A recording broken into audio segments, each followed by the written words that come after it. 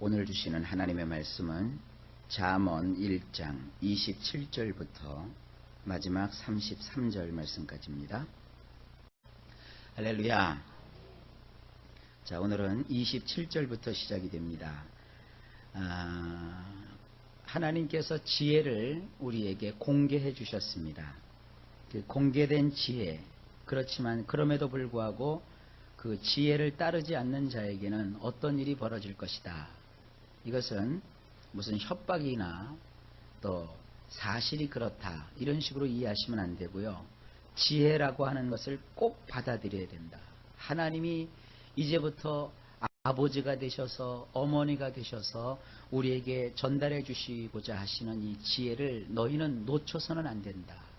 만약에 놓치면 나의 일생 가운데 이러한 큰 불행이 있을지도 모른다 하는 그런 경각심을 가지고 지혜에 머물러 있어라, 또 지혜를 붙잡으라, 그런 의도로 주님께서 이 말씀을 주고 계시는 겁니다. 자, 어떤 내용의 말씀을 하셨는가? 27절입니다. 먼저 우리 성경으로 보면 너희의 두려움이 광풍같이 임하겠고 너희의 재앙이 폭풍같이 이르겠고 너희에게 근심과 슬픔이 임하리니.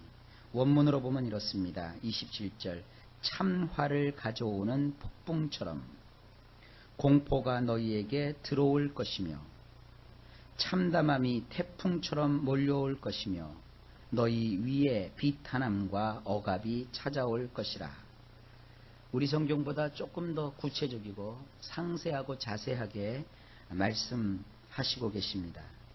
폭풍이라는 것이 우리에게 다가오면 온통 세상이 초긴장을 하죠.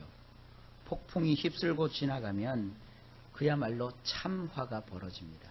그렇게 참화를 가져오는 폭풍처럼 공포가 너희에게 들어올 것이다. 실제로 어떤 참화가 임하고 실제로 폭풍이 우리 삶 속에 와서 우리 삶을 송두리째 뽑아갈지도 모른다라고 하는 그런 공포가 우리에게 몰려온다는 거예요. 그렇죠. 하나님이 인생에 대한 어떤 지식을 또 지혜를 주실 때 그것을 가지지 못하면 알지 못하니까 두렵죠.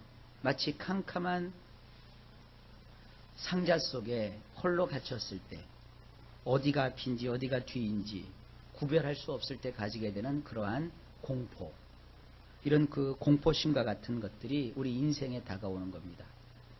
백주대낮에 환하게 태양빛이 비추고 있고 온 세상이 환하게 밝다 해도 내가 어디로 가야 될지, 무엇을 선택해야 될지, 누구를 만나야 될지 이런 걸 모를 때 그 마음속에 얼마나 큰 인생에 대한 두려움이 찾아오겠습니까? 우리 인생 속에 하나님이 주시는 지혜를 가지게 되면 그런 두려움에서 우리가 해방될 수 있는 거예요. 갈 길을 밝히 보여주시고 우리가 가야 될 그 곳을 하나님께서 말씀으로 인도해 주시고 우리가 그 말씀을 확신하는 가운데 눈에는 증거가 보이지 아니하고 손에는 아무것도 잡히는 것이 없고 귀에는 들리는 것이 없다 할지라도 주님의 그 말씀에 의지하여 우리가 믿음으로 살아갈 때 우리의 삶 속에는 두려움이 저 멀리로 달아나 버리고 하나님 주시는 확신과 소망과 믿음과 사랑을 가지고 우리가 이기고 승리할 수 있는 겁니다. 그 다음에 참담함이 태풍처럼 몰려올 것이라고 그랬습니다. 이 참담하다는 것이 뭡니까? 참 어처구니 없는 거. 세상에 이럴 수가 있을까? 저 사람이 어떻게 나에게 저럴 수가 있을까? 왜 일이 이렇게 꼬일 수밖에 없을까? 이런 것들이 참담함이에요. 우리가 지혜를 가지지 않으면 이런 참담함이 마치 태풍이 몰아치는 것처럼 몰려올 것이라는 겁니다. 그래서 어떤 일이 벌어지느냐? 너희 위에 비탄함과 억압이 찾아올 것이다. 이 비탄함을 가지면 사람이 어떤 일이 벌어집니까? 마음이 아주 슬퍼져요. 그리고 그 비탄함이 조금 더 강도가 더해져 가면 억압이 찾아와요. 우리 성경에는 이 억압이라는 단어가 나오는데요. 이것이 세상에서 말하는 우울증 증세입니다. 이 우울증을 다른 말로 억압입니다. 억압. 그래서 이 억압이 계속되면 사람이 우울증이 오게 됩니다. 물론 이 우울증에는 조증과 우울증이 있어요. 이 조증과 우울증은 굉장히 위험한 그러한 심적인 상태입니다. 항상 침침한 그런 분위기. 또 어떤 사람은 환하게 웃기만 해요. 웃기만 잘한다고 해서 그게 좋은 거 아닙니다. 그것이 조증으로 오게 되면 괜히 웃어요. 하나도 웃기지도 않은데 괜히 웃고요. 왜 여러분들 미친 사람 보면 괜히 실실실실 웃는다 그러죠. 괜히 마음에 기쁘지도 않는데 그냥 웃는 거예요. 그것도 일종의 우울증의 한 예입니다. 그래서 이 조증에 있는 사람들 보면 말이죠. 괜히 기뻐하고 즐거워하고 룰루랄라 그러면서 사고는 다 치고 다니고 말이죠. 또 카드 같은 거 이렇게 갖고서 그냥 막 돌아다니면서 다 긁어요. 그냥 카드 그 한도가 있잖아요. 한도에 이를 때까지 다 긁고서 또 내가 그걸 왜 긁었지 이러고 말이죠. 또 일상에 가만히 있다가 홈쇼핑 그걸 이렇게 계속 보고 있는 대로 없는 대로 다 주문을 해요. 그것도 일종의 이 우울증의 한 예입니다. 그래서 조증으로 오기도 하고요. 그 다음에 우울증으로 오게 되면 늘 징그레 있고요. 이 어떤 사람은 조증만 나타나기도 하고 우울증만 나타나기도 하고 두 개가 다 교차해서 나타나기도 하고요. 이런 것들이 다 이 억압에서 오는 겁니다. 그러니까 무슨 우울증이 있는 분들이 다 지혜가 없어서 그렇다. 그건 아닙니다. 이렇게 지혜를 가지지 못할 때 이러한 비탄함과 억압의 상태에 이르를 수도 있다. 이렇게 성경은 말하고 있습니다. 그러니까 뭐예요? 이런 일 겪지 않으려면 뭘 잡으라? 하나님이 주시는 지혜를 잡으라. 28절입니다. 그때 너희가 나를 부르리라. 그래도 내가 대답하지 아니하겠고 부지런히 나를 찾으리라. 그래도 나를 만나지 못하리니. 원문으로 보면 이렇습니다. 그때에 사람들이 나를 부를지라도 나는 대답하지 않을 것이라. 사람들이 나를 간절히 찾을지라도 나를 발견하지 못할 것이니라. 천하에 있는 모든 일에는 때가 있는 법입니다. 하나님께서 지혜를 이렇게 다 펼쳐놓으시고 공개하셨는데도 그 지혜의 소리를 듣지 못하고 일단 그들의 삶 속에 참화가 폭풍처럼 임하듯이 공포가 밀려오고 참담함이 태풍처럼 몰려와서 우리 삶 위에 비탄함과 억압이 찾아왔을 때는 아무리 자기가 원하고 원해도 이 지혜에 이를 수가 없다라는 굉장히 심각한 말씀입니다. 그러니까 하루라도 빨리 우리가 하나님의 말씀을 듣고 이해하고 지혜로 담을 수 있을 때 그때 지혜를 우리 마음속에 두어야 돼요. 이걸 이렇게 이해하시면 쉽습니다. 여러분, 우리가 신앙생활하면서 시험에 들은 일은 절대 없어야 될 겁니다. 그런데 여러분, 시험에 들어본 경험들이 혹시 있으십니까? 저는 있어요. 근데 사람이 일단 시험에 딱 걸리게 되면 그 누가 뭐라고 해도요, 그 말이 귀에 들어오지 않습니다. 누가 와서 충고를 해주고 누가 와서 기도를 해줘도요, 그것이 전혀 나에게 해당되지 않습니다. 왜냐하면 내 마음이 탁 닫혀버렸기 때문에 그 소리를 안 들어요. 그런데 주변 사람들은 알거든요. 그 소리를 들어야 되거든요. 그가 마음을 돌이켜야 되거든요. 결정을 반복해야 되거든요. 반복이 아니라 번복이죠. 번복해야 되거든요. 거기서 마음을 고쳐 먹어야 되는데요. 일단 마음이 딱 닥치면 그래도 나는 안 들어. 이제 나는 이미 결정했어. 나는 끝났어. 하고 그것이 멸망할 길인 줄 알고 그냥 그쪽으로 알면서도 달려가 버려요. 똑같은 거예요. 하나님께서 그래도 우리 마음에 지혜를 담을 수 있고 깨달을 수 있도록 우리의 마음을 이렇게 부드럽게 해주셨을 때 그 지혜의 말씀이 필요한 것이지, 일단 우리가 완전히 닫혀져서 어둑침침한 공포와 비탄함과 억압 속에 갇혀버리게 되면 그때는 사람들이 지혜를 좀 달라고 그래도 지혜가 떠오르질 않아요. 그리고 제발 그 하나님의 인도하심을 좀 나에게 알려달라고 하나님을 찾을지라도 발견할 수가 없게 됩니다. 그런 완악한 마음이 되기 전에 우리가 하나님의 말씀을 받아들여야 된다는 것입니다. 그래서 지혜라고 하는 것은 깨달을 수 있는 자가 복된 거예요. 자, 29절입니다. 대저 너희가 지식을 미워하며 여호와 경외하기를 즐거워하지 아니하며 그랬어요. 원문으로 보면 이렇습니다. 이는 사람들이 지식을 싫어하며 여호와 두려워하는 것을 선택하지 않은 연고이니라. 사람들이 하나님이 알려주시는 지식을 싫어하게 되고요. 그리고 하나님을 두려워하는 것을 선택하지 않게 되면 결국은 찾을지라도 찾을 수 없고 부를지라도 하나님께서 대답하지 아니하시는 이런 일이 초래되게 됩니다. 그래서 우리는 평상시 이렇게 마음이 소원할 때 하나님의 지식을 사람 속에 계속 받아들여야 돼요. 그러니까 여러분들이 여러분 스스로를 관리하는 자가 되어야 됩니다. 자, 여러분이라고 하는 이 사람 속에 하나님의 지식을 담을 수 있어야 돼요. 그리고 가장 인생이 중요한 것이 하나님을 두려워하는 겁니다. 하나님을 두려워하지 않게 되면 오히려 세상에 두려운 일이 임하게 돼요. 반면에 하나님을 평상시에 두려워하며 살면 세상에서 두려운 일이 생기질 않습니다. 여러분, 우리는 하나님을 평생 두려워하며 삽시다. 사람 앞에 마치 그냥 무슨 그 강아지가 자기 주인 앞에 먹을 거 달라고 꼬랑지 살랑살랑 들듯이 사람 앞에 살랑살랑 하는 사람 되지 마시고 하나님을 두려워하고 하나님의 뜻을 받아들여서 그 말씀을 붙들고 살아가는 이런 자들이 되실 수 있기를 바랍니다. 30절입니다. 나의 교훈을 받지 아니하고 나의 모든 책망을 업신여겼음이니라. 계속 반복되지요. 30절 말씀을 원문으로 보면 사람들이 나의 충고를 받아들이지 아니하였고 나의 모든 책망을 깔보았기 때문이니라.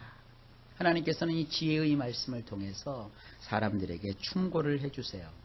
근데 그 충고를 사람들이 받아들이지 않는단 말이에요. 오늘 잠언 1장 마지막 절까지 읽었는데 이제 2장부터는 하나님께서 여러 가지 인생의 충고를 말씀해 주실 거라고요. 이 충고를 받아들이지 아니하면 조금 전에 말씀했던 28절, 29절에 그런 현상이 나타나게 되는 겁니다. 그 다음에 하나님께서는 우리를 책망하실 때가 있어요. 여러분, 책망을 달게 받는 자가 은혜를 받는 자들입니다. 그래서 하나님의 말씀을 듣고 하나님이 하시는 그 책망을 깔보지 마세요. 아, 그렇구나, 그렇구나.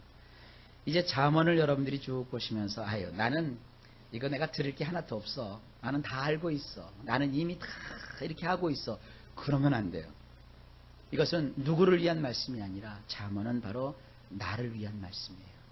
잠언에서 하나님이 해주시는 충고와 잠언에서 하나님이 해주시는 그 책망의 소리를 잘 받아들이고 그것을 멸시하지 아니하고 그것대로 살아가면 하나님께서 좋은 일을 우리에게 베풀어 주실 겁니다. 31절입니다. 그러므로 자기 행위의 열매를 먹으며 자기 꾀에 배부르리라. 그렇죠? 원문으로 보면 이렇습니다. 사람들은 자기들이 한 대로 그 열매를 먹게 되며 자기들의 꾀에 만족할 뿐이니라. 하나님의 말씀을 받지 않고 그저 하나님의 충고도 받아들이지 않고 하나님이 하시는 그 책망 자체도 깔보며 살아가는 이런 인생들, 그 인생들에 대해서 하나님께서 이렇게 한마디로 진단하시는 겁니다. 사람이라고 하는 것은 자기들이 한 대로 그 열매를 먹게 된다. 그리고 사람들은 자기들의 꾀에 만족할 뿐이니라. 자기 꾀에 만족하지 말라 이런 겁니다. 자기 스스로 꾀를 내서 자기 스스로 머리를 쓰고 그렇게 하지 말라 이거예요. 세상 사람들은 어떤 일을 할 때 막 계획을 가지고 꾀를 내고 내가 이렇게 하면 저 사람이 저렇게 하겠지, 내가 이렇게 하면 저 사람이 저렇게 반응하겠지, 아, 저 사람한테 달려붙으면 저 사람이 나를 이렇게 도와주겠지, 저 사람한테 이렇게 살살 되면 저 사람이 나를 이렇게 해주겠지. 그렇게 살지 말라는 거예요. 꾀보러 살지 말고 믿음으로 듬직하게 살아가십시오. 하나님을 의지하고 하나님의 법도대로 살아가면 알아서 도울 사람도 붙여주시고 함께할 사람도 붙여주시고 인생의 길도 열어주시는 거지. 나의 그 잔꾀로 자꾸 살아가게 되면 그 꾀 속에 스스로 갇혀서 결국은 아무것도 되질 않습니다. 그러니까 이 잠언의 1장을 마무리하면서 하나님이 그러시는 거예요. 너는 네 꾀를 따라 살지 말라 이거예요. 그걸 다 버리고 이제부터 하나님께서 해주시는 그 말씀의 충고를 받아들이고 또 그 하나님이 하시는 그 책망을 아주 순종하게 받아들여라. 그리하면 하나님께서 우리를 인도해 주시겠다는 것입니다. 32절입니다. 어리석은 자의 퇴보는 자기를 죽이며 미련한 자의 안일은 자기를 멸망시키려니와 그랬어요. 이걸 원문으로 보면 이렇습니다. 진정 어리석은 자들은 제 멋대로 하다가 결국 자기를 죽이게 되며 미련한 자들은 태평스럽게 굴다가 자기를 파멸시키고 마느니라. 31절 말씀을 좀 더 자세하게 말씀하고 계시는 거예요. 진정 어리석은 자, 자기 꾀에 갇혀서 자기 마음대로 자기 뜻대로만 살아가는 그런 어리석은 자들은 제멋대로 하다가 결국 어떻게 돼요? 자기를 죽이는 거예요. 또 미련한 자, 하나님의 그 책망과 하나님의 충고를 받아들이지 않는 이 미련한 자는 자기 꾀대로 사니까 뭐가 잘 되는 것 같잖아요. 그래, 이제 저 사람은 내 손에 들어왔어. 이제 그 일은 내 뜻대로 될 거야. 내 계획대로 될 거야. 거짓되게 확신하는 거죠. 헛된 것을 믿는 거죠. 그러면서 자기 자신이 해야 될 일을 하지 않고 그저 태평하게 있다가 어떻게 됩니까? 결국 자기를 파멸시키고 만다 그랬습니다. 마지막 33절입니다. 오직 내 말을 듣는 자는 평안히 살며 재앙의 두려움이 없이 안전하리라. 원문으로 보면 더 자세히 되어 있습니다. 33절입니다. 나에게 귀를 기울이는 자만이 안전하게 거할 수 있으며 악한 것에 대한 두려움에서 벗어나 편안할 것이니라. 할렐루야.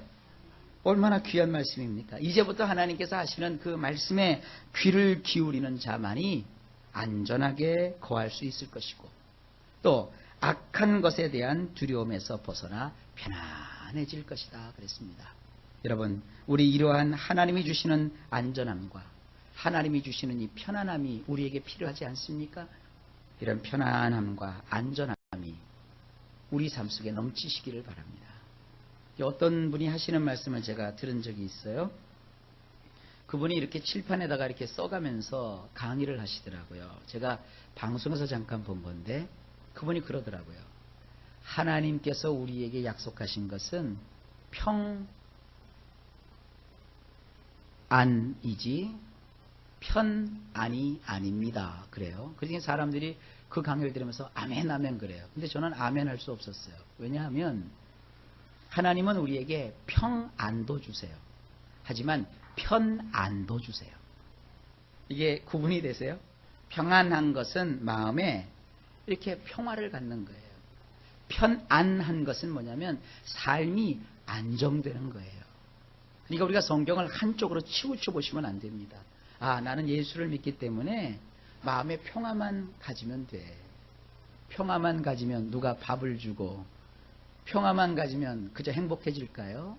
마음도 평화롭지만 좋은 집에서 살면서 안락한 침대에서 잠을 자고 또 남부럽지 않은 옷도 입고 남들이 흔히 먹지 못하는 그런 맛깔스럽고 맛있는 음식도 배불리 먹는 것도 하나님이 주시는 축복입니다. 그러니까 이 잠언이라는 것은 그저 마음만 편안하게 가지려는 것이 아니라 실제로 우리의 삶 속에 주님을 믿음으로 편안한 삶을 살 수 있는 길을 하나님이 우리에게 주시는 거예요. 그래서 이 잠언을 통해서 여러분 영적으로 또 마음적으로 뿐만 아니라 우리의 육신적으로도 하나님이 주시는 이 편안함을 경험할 수 있고 체험할 수 있기를 바랍니다. 얼마나 좋은 말씀인지 모릅니다. 그래서 이 잠언을 통하여 우리가 하나님 주시는 이 축복과 또 세상에서의 안전함과 또 편안함을 함께 누릴 수 있는 축복이 있기를 예수님의 이름으로 축원합니다.